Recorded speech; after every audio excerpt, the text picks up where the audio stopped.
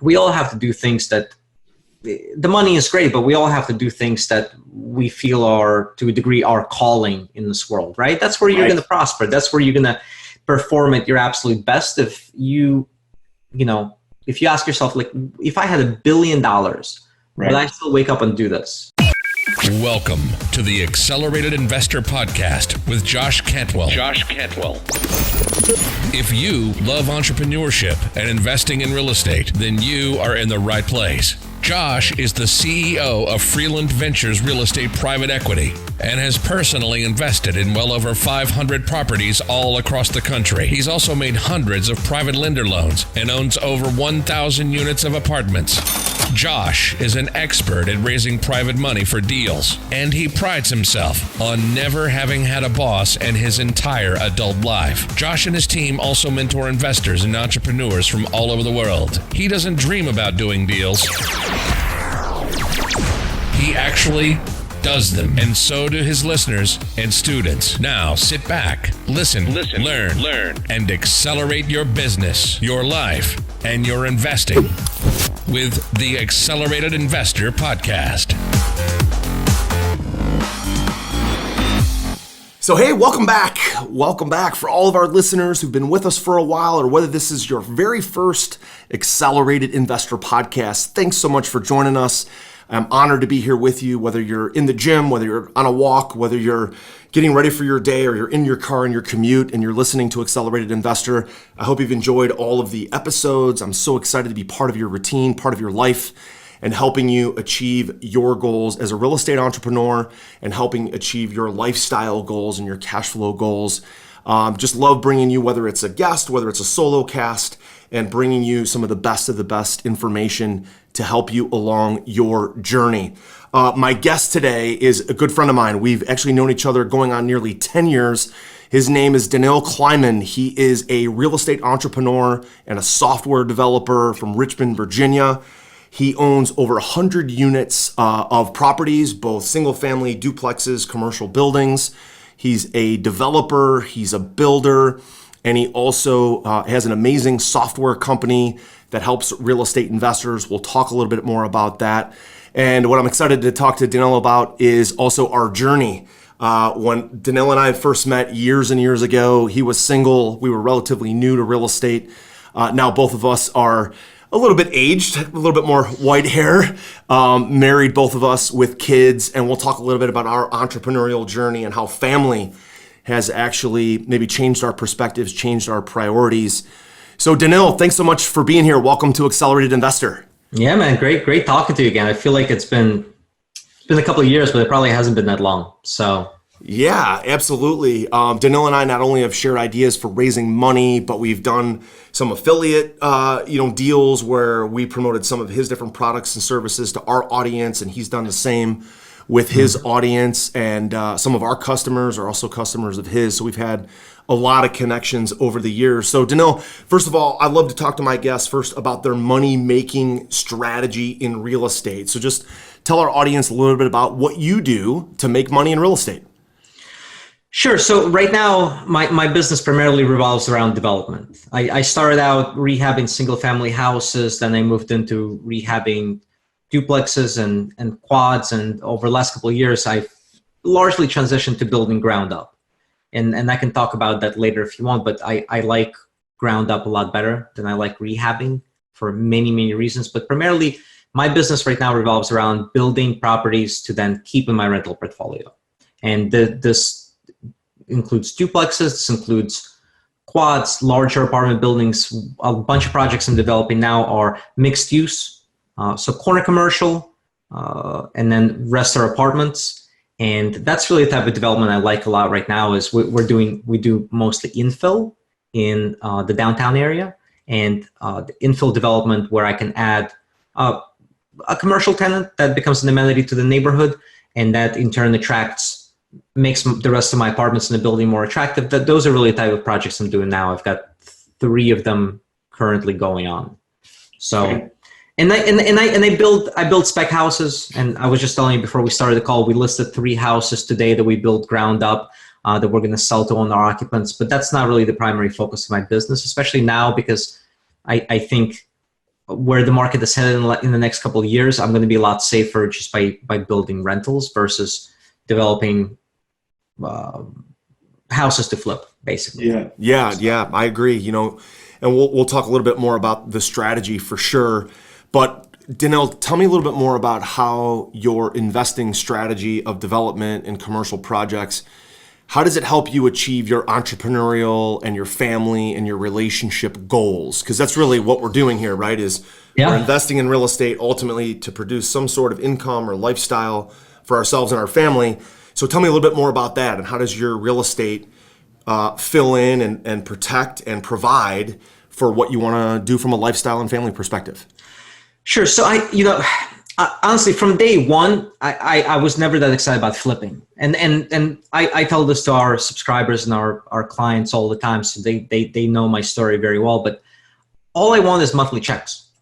All I want is the residual cash flow. I cannot, you see people post $5,000, $10,000 checks from their wholesale deals on Facebook and everybody gets excited. It's never, and that's great, but it's never excited me, right? One-time paydays don't excite me. It's like these guys still have a job, and if you're wholesaling and you're listening to this, that's great, and if you're doing great, that's wonderful. But it's just I felt it was never for me. I want to do a deal once, and then I want to keep getting paid.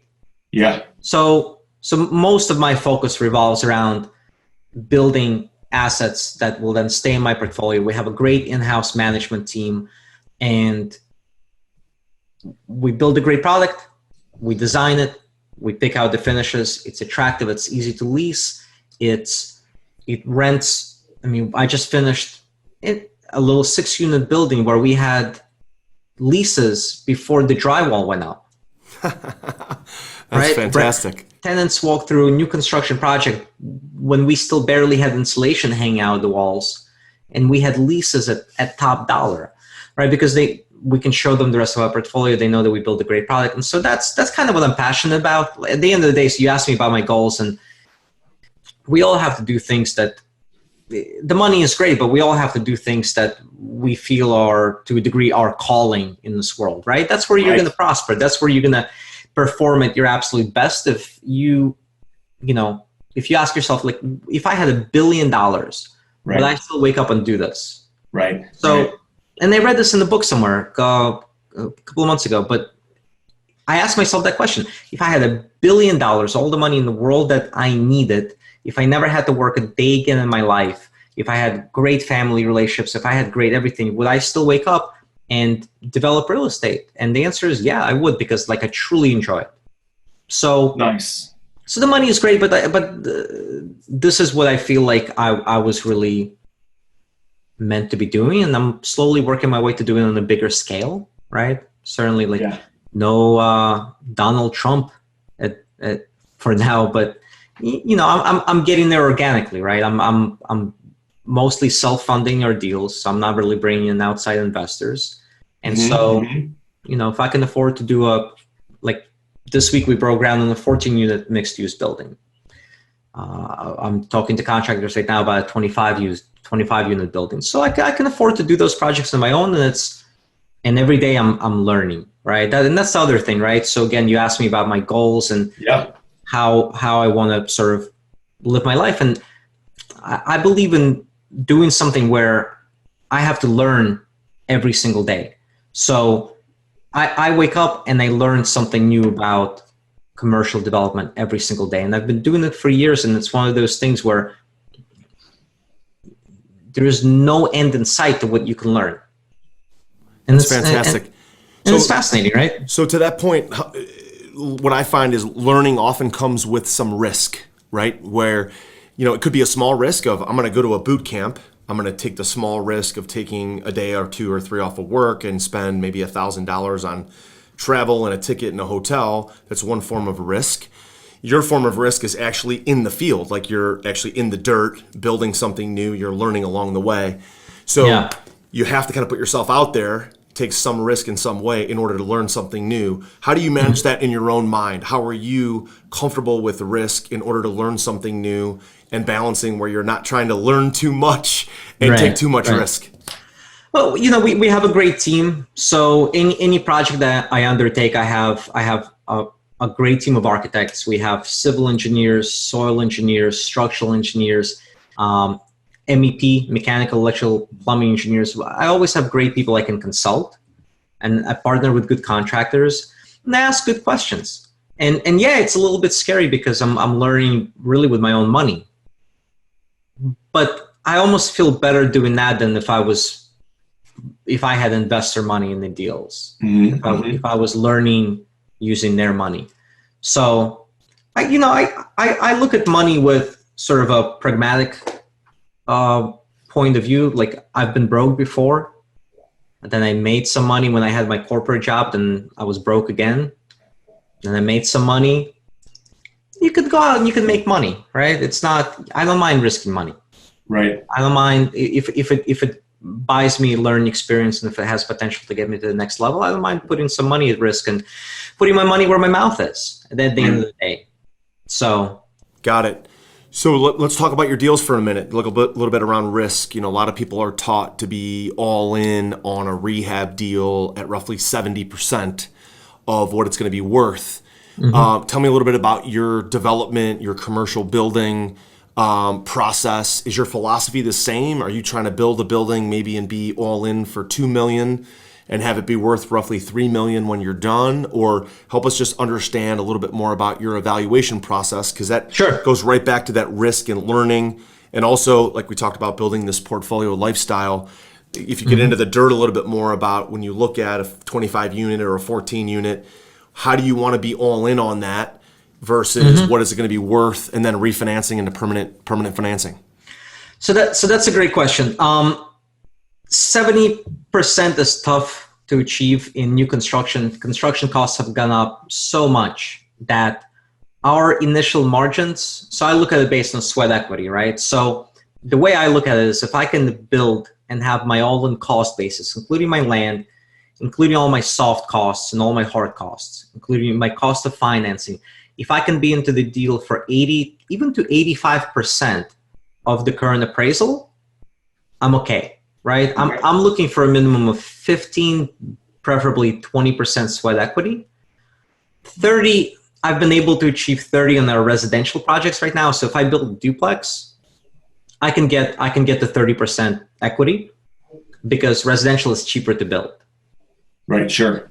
Once you're building multifamily, you now have sprinkler systems, you have backflow preventers, you have additional fire rating that needs to happen. You have all of these additional things that cost you a lot of money.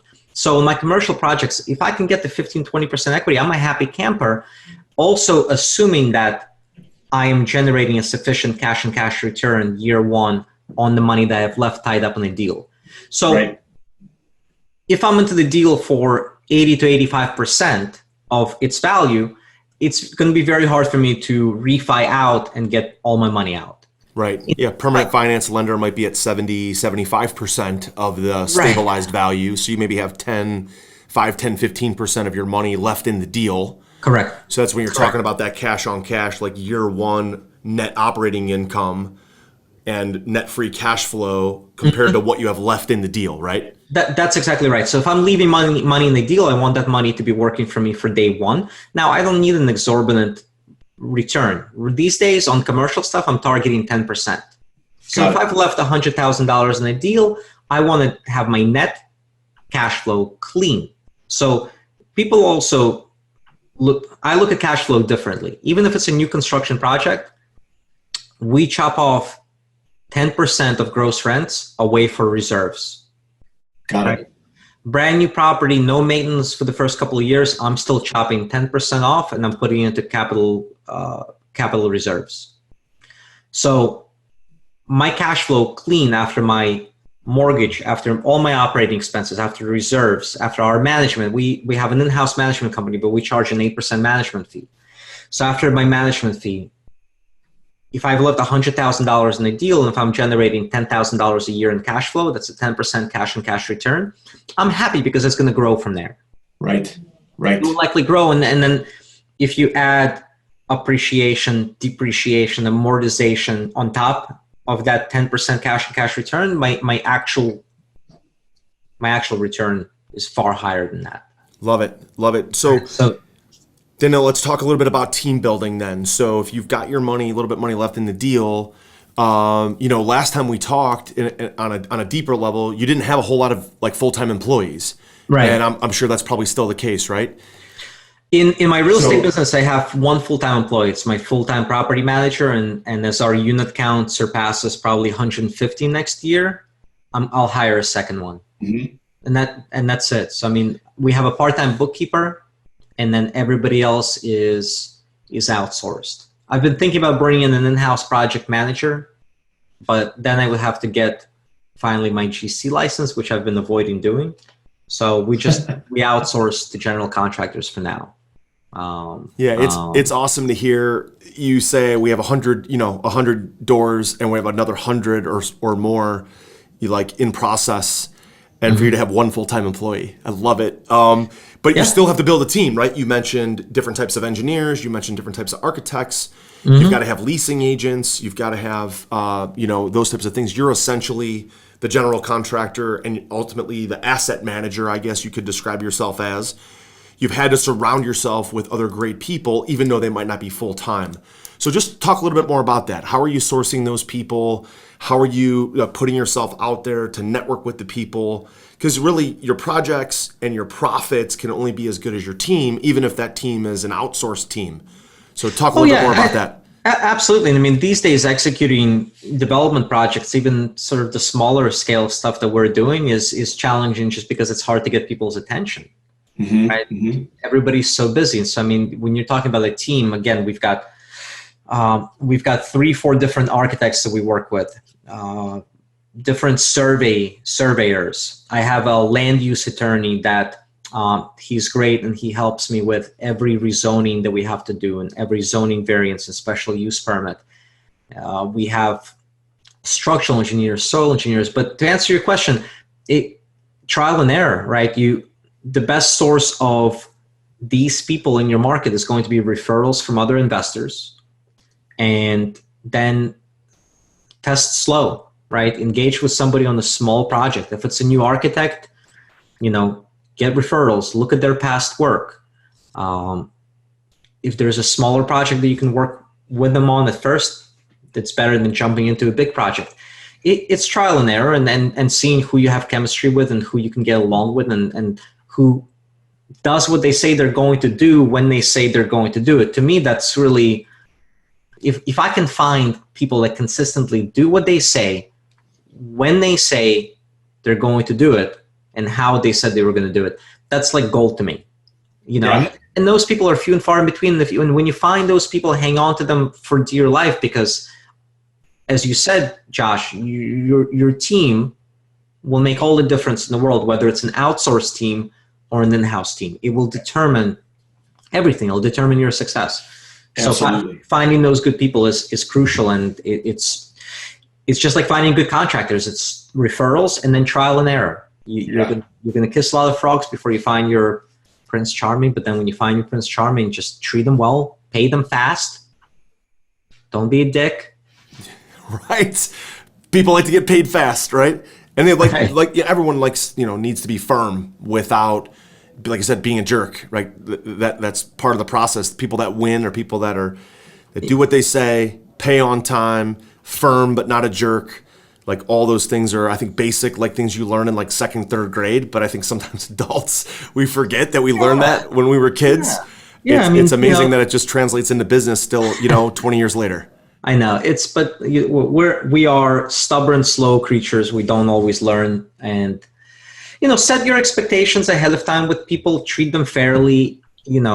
I'm prone to flying off the handle once here and there, but I also have a great reputation in my town from the point of view that I've never ever screwed anybody over. You will never find anybody that has done any work for me that will tell you I shorted them a single penny. Nice. A lot of investors have that reputation. A guy finishes a job and you show up and you're like, but you cost me an extra 3 days and I have to pay interest to my lender, so I'm going to shortchange you, or, I had a change order, but I'm not going to pay you for it. I mean, people have a bad reputation. So it's important to maintain your reputation. Be known as somebody that can be trusted. right? Right. I pay quickly, I pay on time, and I've always paid everyone. Right. And that goes to a degree, that goes a long way with contractors, because the really good contractors right now, they have their pick of who to work with. Yeah, I mean, there's an abundance of projects, right? There's a lot of money floating around. People have their own money, shortage. A lot of private money, but there's a shortage of operators and contractors and builders. We've definitely experienced the same thing. Yeah. There's no shortage of work for them. So, be the guy that treats people fair and is known for that. Yeah. My newest and most powerful real estate investing book, The Flip System, is now available. And for a limited time, you can grab your free copy at getflipsystem.com/podcast. Using the same proven principles, secrets, and investing strategies I'm sharing in this book, I've been able to personally close over 750 highly profitable real estate deals over the last 15 years, make over 400 private lender loans, raise over $30 million of private money, and acquire over 2,000 units of apartments. Get my newest book now for free for a limited time at getflipsystem.com/podcast. That's getflipsystem.com/podcast. I wanted to ask you about this theme of trial and error, risk, learning. Like, I think when we're a new entrepreneur, whether it's real estate or something else, you feel like, oh my God, I'm doing this brand new thing. It's so exciting. There's risk involved, but I'm learning. We know that there's going to be a lot of trial and error. You know that when you get started. But there's this false belief that you're going to get to sometime in the future, let's say it's 5 years from now, 10 years from now, 20 years from now, and all of a sudden your business is going to be perfect, and you're no longer going to have to take risk. You're no longer going to have to learn. You're never going to have trial and error. But here you and I are 5, 10, 20 years into our careers talking about we're still learning. It's still trial and error.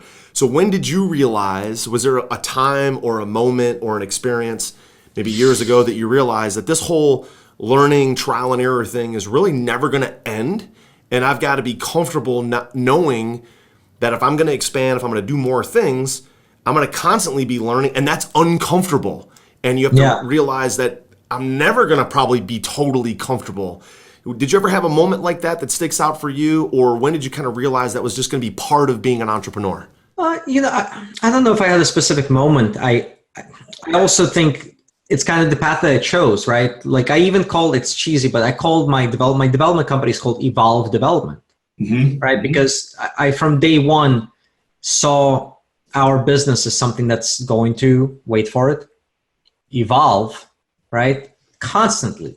And they see other investors in my market, and we have a lot of investors who are clients and subscribers. And, I meet these guys who are 60 years old and they're still doing single family houses deals, the same exact deal that they've been doing for 30 years. Yeah. And it's great, right? They're really good at it. It works for them. It makes money. They're comfortable. But I never envisioned myself being one of those guys, right? I like being out of my comfort zone. And so I'm used at this point to waking up every day and feeling like I don't know half the shit that I'm supposed to be doing today. Right. Right. Like every day. And especially again, like as I'm getting into more and more into really interesting commercial development, I feel like a fish out of water every single day. But what works for me is kind of being humble about it and just being upfront with people. Like, it's funny, right? Because like you and I, we have big email lists and we're known in this industry, and I doubt I'm very well known, but there's a good chunk of people that know me that get my emails, and they look at us like we're somebody to look up to. But I'm telling you, man, like every other day I wake up and I talk to contractors and I'm like, listen, I'm sorry if I sound like a moron. Yeah, I've never had to do helical piers before in order to put in foundations. I don't even know half of this terminology. Can you talk to me like I'm a 5-year-old? But I think that's important, right? Being humble and not pretending to know what you don't know, right? And just being upfront with people. And so I it's better than puffing up your chest and saying, I'm this big time person. People will see right through that. So I'm very upfront. If I'm in a situation where I don't know what the hell I'm talking about, I'm upfront about it. And I use that as a learning opportunity. And then it becomes interesting. Every day I'm learning something incredible. That's great. That's great. So I want to pivot into, you're also running amazing software development and doing that for real estate investors as well. But before I go there, couple quick questions, couple quick hitters about real estate. So Sure. How old were you when you did your first deal? I bought my first property when I was 26. Nice. I was still working full time, but that was my first deal. Got it. What were you doing? Do you remember the moment when you decided you were going to go into real estate full time? Yeah, I got fired from my job. It was 2008, and I got fired from my job, and this doesn't have to be a long story, but I worked for an investment bank in Midtown Manhattan, and it was August 14th. I remember like it was yesterday, and I got laid off, and it was during the recession, so a lot of people were getting laid off, but I decided to walk that day from Midtown to my $3,000 a month Upper East Side apartment that I could no longer, as of that moment, afford. And I walked like 40 blocks. And during that walk of those 40 blocks, I made the decision not to send out any resumes, and I was done. Yeah. And I had no idea exactly what I was going to do, but I knew I wanted to do real estate, and I knew I wanted to do something on my own. And it was an interesting conversation I had with myself at that point, and it was an advice that was given to me by a mentor a couple of years back, and the advice basically was that if you need to make a hard decision, it's good to think in really extreme examples. So I had a decision to make at that point. Was I going to find another job, right? Because I needed money. I didn't, I worked in New York. I wasn't really saving anything. And so I asked myself a question. I said, is there any job that I could land tomorrow, any job, where I would wake up and be excited next week to go to it? If somebody came up to me in the middle of the street and said, Daniel, you silly 28-year-old that doesn't know what the hell is going on, you're now the CEO of MGM Studios. You're going to get paid $5 million a year and fly on a private jet. Would I be excited about waking up and going to do that job? And the answer was no. Yeah. No. And so that made things really easy for me, right? There was no question at that moment. I just said, I'm done, and I'm going to go full time into something that has to do with real estate. Love it. So another question around that. Yeah, another question around that. So extreme examples. I love that sort of discussion around extreme example of what would be the one thing I would do. What did you have that same thought in your head, like extreme example, the opposite direction? Like, I just got fired. I have an apartment and expenses that I can't afford. Did you do that same thing in your head to think like, okay, what's the worst case scenario extreme example? Because I find it very refreshing when I'm in a pinch, when I'm in a challenge, when I've got something in my business or in my life that's not going well.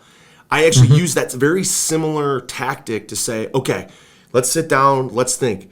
Before we freak out, what's the worst thing that could possibly happen? Right. Let's resolve ourselves to the fact of this is worst case scenario, and you know what? This is really not that bad. So what were your thoughts around that with going through that experience? Yeah, I mean, I asked myself, and I did ask myself that, right? What's the worst that can possibly happen? So here's the worst that would possibly happen. I would spend the next 2 years living with my parents back home and trying to build a business, which I ended up doing. I got rid of my apartment, I cut all my expenses to zero, and I moved in with mom and dad. And it was a humbling experience at 28, but it was the best thing I ever could have done for myself. But I asked myself, what's the worst that could happen? I would spend 2 years or 3 years fumbling around, living with mom and dad, trying to build a business. Then I would give up. Right. And fail and go and look for a job. And I would sit there at that job interview, and the guy would say, there's a gap in your resume of 3 years. What were you doing? And I would say, well, I built a company. It didn't work out. Here's the things that I learned. 1, 2, 3, 4, 5, 6, 7, 8, 9. And who wouldn't hire me at that point? Even if I failed at building a business, the things that I would have learned just by trying to build that business would be a resume builder like no other. And that's the worst that could happen. I would, in 2-3 years, or whenever I chose to give up, I would go and I would find another decent job, in maybe a better job than the one I got fired from, because of all the things that I had to learn by being an entrepreneur. That's the word. How bad is that? So, and yeah, we all look back during the moment. We tend to freak out about whatever's going on. Right. Look back on it 2 weeks later, and you barely remember it, right? The things that in the moment we feel are a big deal and that we need to really freak out about, 3 months later, you're onto something else. You don't even remember about that moment. Absolutely. So. 2 more rapid fire questions. Then I want to talk software. What was the most money you've ever made on a deal? And then what was the least money you've ever made on a deal? Most money I made on a deal, realized money or non-realized money. I had a piece of land under contract one time that before I even closed on it, I had an offer for close to $600,000 higher. I chose not to accept that offer. I bought the land. Nice. Realized profit. There was a new house that we sold. I think we made like $170,000 on it, on a new construction house. So that's probably the biggest. Again, like I don't. And unrealized profits. Ari. Well, that was the land example is an unrealized profit because I never sold it. I still own the land. Right. I'm going to build 130 units on it, but I could have flipped that contract and made close to $600,000 on that land without ever developing it. Yeah, and the unrealized profits is honestly where the bigger profits are at. Like your whole portfolio, frankly, is unrealized profits. It's all equity. And that's the balance sheet builder that all of a sudden now you can qualify for larger loans. You can sponsor more deals. Yep. That's what banks care about is cash flow and equity, not necessarily income. And frankly, the cash flow and the equity is the way you reduce your taxes and pay the least amount to the government. And least amount of money that you've ever made on a deal or maybe lost money on a deal. The very first rehab and flip that I tried doing, I probably made every possible mistake every single mistake you could have made, from buying in the wrong street to hiring the wrong contractor and having to fire him halfway through and starting over, to rehabbing on a shitty block where on a Friday afternoon somebody pulled up with 2 trucks, and when we had the house already finished and staged, and literally in the middle of the day while the neighbor was sitting on the front porch drinking coffee, or actually sorry, on his back deck he was sitting and drinking coffee, 2 vans pulled up into the backyard, took heat pumps, all appliances, ripped out air handler out. They ripped out the dishwasher and it flooded the basement. They took everything that we staged with, furniture, napkins, silverware, everything, broad daylight, cleaned us out. My insurance ended up covering it, but I had like this ridiculous deductible that then I then fired my insurance guy. I mean, it was just a disaster. But what saved me was I bought really cheap. And that goes back to the old adage in real estate investing, which is you make your money when you buy. And so luckily I bought really cheap and I ended up losing probably like $5,000 net. When we sold the house, I lost a couple of grand. Got it. Yeah. Given how many mistakes I made, I call that a win. Absolutely. So Daniil, tell us a little bit more about you've taken now all this experience as a developer, builder, raising private capital, funding deals on your own, building a massive portfolio, doing new construction, and you've kind of boiled all that down into your software, Rehab Valuator, which we're very familiar with. A lot of my audience is familiar with it because we've promoted it in the past. But I know it's evolved over the years. You've added to it over the years. It does amazing things. So I definitely want to kind of plug that, tell my audience that they should be using it and where they can go get it. So just describe it real quick about what it does, and then just throw out your website where our folks can go get a free trial. Sure, and I appreciate you've spread the word about the software in the past, and I really appreciate that. It's basically the software. The original version of the software came out almost when they started my real estate business, and it was originally developed as a spreadsheet just for myself to use in doing deals. And since then, it's evolved into a pretty sophisticated cloud-based platform. And there's a free version and there's a premium version, and you can get the free version if you go to rehabvaluator.com, REHAB. Yeah, we'll put that in the we'll put that in the show notes as well, rehabvaluator.com. Right. Yeah, but it really does three things. It's an analysis, it's a deal analysis, deal marketing, and project management software. So in terms of deal analysis, you can use it to pull comparable sales, determine your after repair value, determine the offer that you should make on your property, look at different financing scenarios and see what your financing will cost you, determine your projected profit if you're going to flip the house or if you're going to rent it. You can use it for rehabs, you can use it for new construction. We use it in our development business because I can literally model, this is what I'm buying land for, this is what my construction will cost me, this is what my short-term financing costs me. When it's done, this is my projected income, projected expenses, and now I'm going to refi into permanent financing, and it spits out, what my debt coverage ratio on the new loan will be, what my net cash flow will be, how much equity I have in the deal. So I use it daily for my development projects. So that's one, that's analysis. Marketing, if you're a wholesaler, it creates marketing presentations that you can use to sell your wholesale deals, and there's social media syndication functionality there that you can use to build your cash buyers list. And then marketing also in terms of, if you're buying a deal yourself, you need to raise money. So a lot of our users use the software to put together private lender presentations for their projects, as well as bank financing packages for their projects. And I do the same. So I've raised over $10 million in funding, probably using just the simple presentations that the software puts together. Nice. And then lastly, there's a project management component. So you can build out detailed rehab budgets. You can create cost templates so that when you're looking at your next deal, instead of recreating your budget, you can pull up a cost template and then create a rehab or a new construction estimate for your project in a couple of minutes. It's got ability to put together scopes of work for your contractors. You can track all your bids, store your documents. There's an in-app accounting system that basically lets you track your project as you're paying people, contractors, and then it tells you in real time, what's my budget versus what's my actual? Where does my project stand category by category? And then it creates really detailed, easy to understand reporting around it that you can use internally with your team, or you can share with your partners, with your lenders. And we're getting ready to release scheduling functionality for your rehabs, a couple of other things. So, nice. But I really just, it's always been, I've built it based on my own business. Like I'm my own client, and it just so happens that we've also been able to help thousands of other investors, which is pretty cool. Are you ready to automate and explode your real estate investing? We're searching for extremely motivated individuals who are sick and tired of wasting time and want to finally see real results from their real estate investing business. We're searching for investors looking to get to the next level and become a bigger, better version of themselves while being a more successful real estate investing entrepreneur.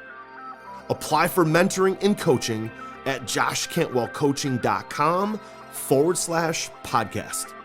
That's joshcantwellcoaching.com/podcast. Yeah, guys, check it out, rehabvaluator.com. We'll put it in the show notes. Highly recommend it. I mean, Daniil builds that software. I mean, again, it's amazing. You built your real estate business with very few full-time employees. I know you've built your software business very similar with very few full-time employees, a lot of outsourced developers and things like that. So congratulations on that. Fantastic. Thank you. I wanted to wrap up, Daniil, by talking a little bit more about entrepreneurial routines and talk a little bit about how those routines may have changed over the last couple years. You recently got married a couple years ago, had a few kids. And so, when you're 30 years old or 35 and you're building your real estate business, you're single, you have certain entrepreneurial routines. You got a lot more time in the day. I know what that looks like 10, 12 years ago before we had Juliana. And now those routines are changed. So help me understand if there's maybe 2 or 3 or 4 routines or things you do on a daily basis to push your business forward. So that's question number 1 is, what do you do every day to push your businesses forward? Do you find yourself doing the same couple things to push your businesses forward? And then I'm going to ask you a second question, which is, what entrepreneurial routines have you tried to embed into your relationships and your personal life? that allow you to still build your businesses and have balance. So let's talk first about business. What are you doing every day when you get up and get started with your work day to push your business forward? And that's a great question because, as we had children, well, as I got married and we had children, I mean, yeah, it's a completely different world. I used to be a workaholic. I would work 7 days a week. If I wasn't traveling, I would work nonstop. I'd work in the morning, in the evening, well into the night, and I would just crush it and just get so much done. Right. And then you get married, and I got lucky because my wife, before we even had kids, she was great. She would let me do my own thing. She kind of knew what she was getting into. So there wasn't any of that nagging if I wasn't spending enough time with her. She kind of let me do my own thing. Yeah. Without neglecting her, I mean, but then we had kids and it changes because now I wake up at 5 o'clock in the morning, but not because my alarm goes off, but because my 2-year-old daughter is screaming from another room, "Daddy, daddy, daddy." Right. So that's my morning. I get her ready for her daycare and then I'm usually in the office by 7 a.m. So it forces you to be more productive, right? As I'm sure you know, you want to spend time with your kids, you want to be a good father, but you don't want to neglect your business. So it forces you to get the same amount of things I used to get done having 7 days a week, 16 hours a day. I'm basically now having to figure out how do I get that same amount of work. And now as my businesses are growing and they're more demanding, I have to do even more than what I used to do. Right. So I've been kind of on the big productivity kick. I've changed up my diet a lot. I don't know if you've probably heard of Bulletproof, but sure. All I do in the morning is I make a big pot of coffee. I put in the Vitamix. I blend it with butter and some MCT oil, and I pour myself a thermos. I actually have it. Nice. There you go. I pour myself a thermos of Bulletproof coffee, and that's all that I consume until I try to go until about 1:30, 2 o'clock. Sometimes I get hangry and, I have a protein bar or something. But, something that simple has made a huge impact on my ability to focus, right? Because I didn't realize this in my 20s, but what we eat directly impacts how well we're able to focus and think and how much energy we have in that. It's crazy to me to look back on my 20s when I would wake up and have this huge breakfast and then wonder why I was sluggish at 10 o'clock in the morning and drinking my 5th cup of coffee. And it's so obvious, right? So I do intermittent fasting now. And that's now from 7 a.m. until 1 p.m. I kill it. My focus is insane. Nice. So that's been a big thing. That's allowed me to be really productive. Just intermittent fasting, not eating food until a very late lunch. Yeah. I love that, Daniil, because even for me, I lost my stomach in my surgery right in 2011. So if I really eat anything at any time of the day, my body has to work overtime just to process that food. So the later in the day that I eat, the more energy I have. And I definitely can tell as soon as I put something in my mouth, my energy level and it's going to slow down. It's partly with age, partly because I don't have a stomach. So it's amazing to hear that routine can change everything and the focus level to just stay down. And you're not getting up looking for the next snack. You're not getting up looking for the next pot of coffee. You're not getting up thinking, what am I going to eat? You just eliminate that from the conversation in your head so that you can just stay down, focused on whatever you're working on. I love it. So you're onto something because there's a secondary benefit to that. It's that I don't wake up in the morning and spend any time making a decision of what to have for breakfast. And the more you can eliminate those tiny, if you add up all the tiny choices you have to make throughout your day, if you use up your willpower and your ability to make those choices early in the day, you're then not going to have enough left for the important choices. So figuring out what to wear in the morning, figuring out what to have for breakfast, all of that, they seem like minor choices, but look at how much time you're spending in the morning figuring that stuff out.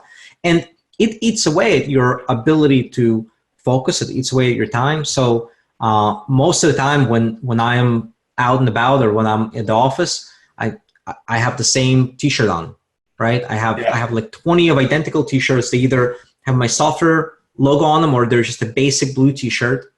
And I wake up in the morning, I put on a pair of jeans and I put on one of those t-shirts and I don't think about it. And it might seem like a minor thing, but it makes a big difference. I wake up, I don't think about what to wear. I don't think about what to have for breakfast. I just go. Yeah, love it. And it makes a difference.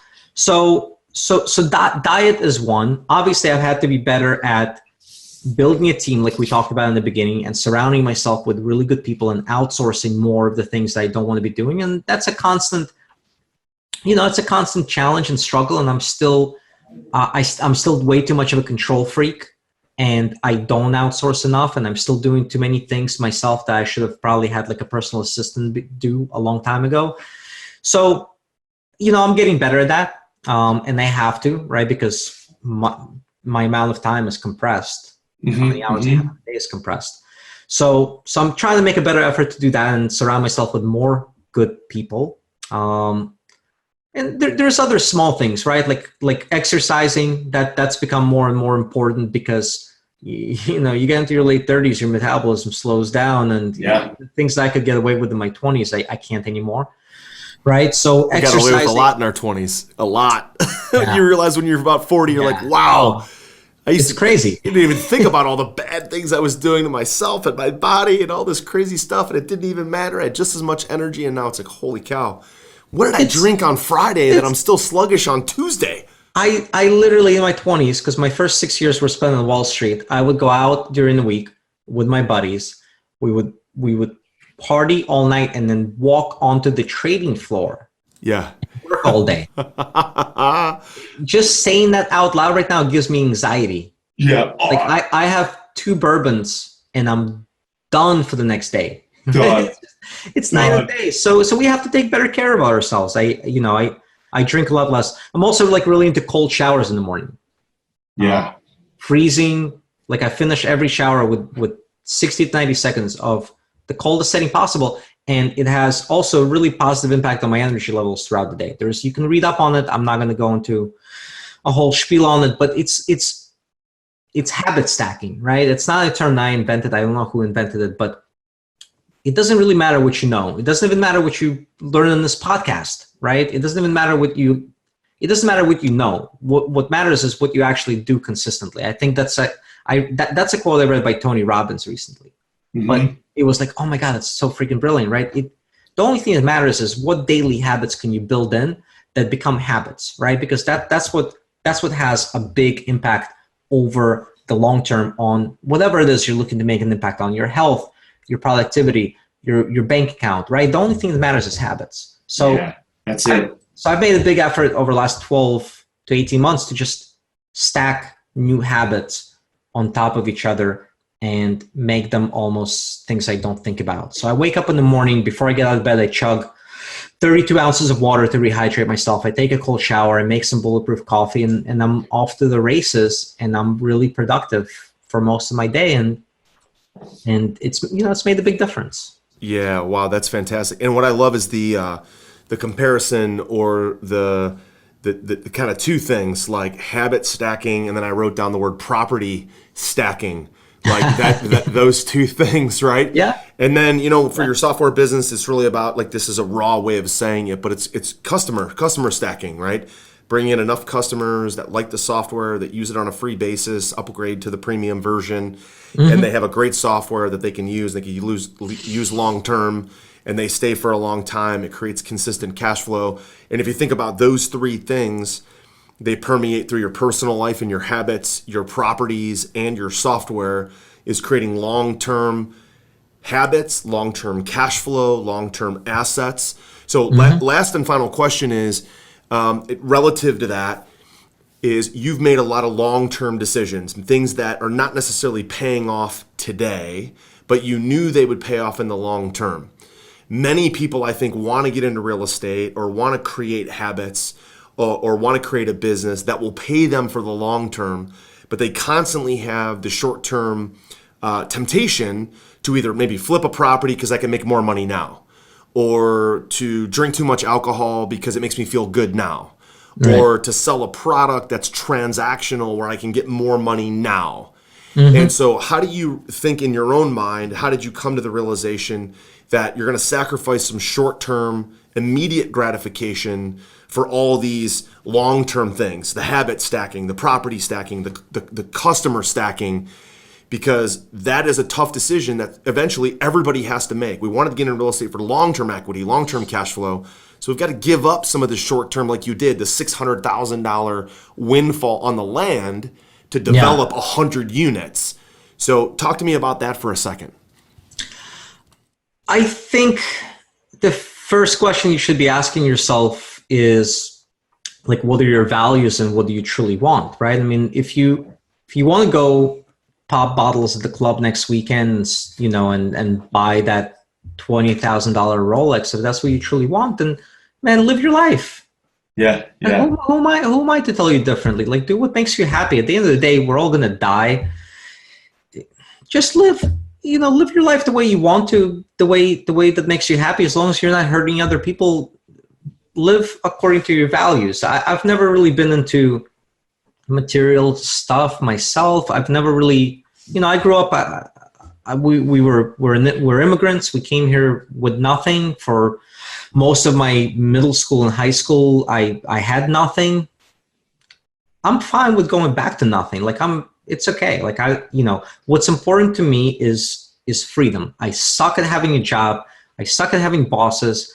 I cannot stand the thought of ever again in my life calling another man my boss.